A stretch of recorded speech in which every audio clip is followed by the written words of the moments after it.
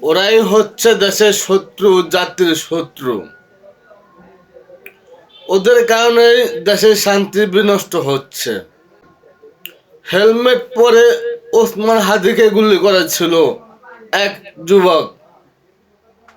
জানা যায় সে ছাত্রলীগের, কিন্তু সে পালিয়ে গিয়েছে না বাংলাদেশে আছে আমরা এখনো জানি না।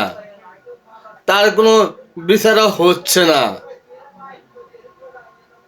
তার যে আসার পরে ওসমান হাদির হত্যাকাণ্ডের রহস্য অন্যদিকে মরে নিচ্ছে।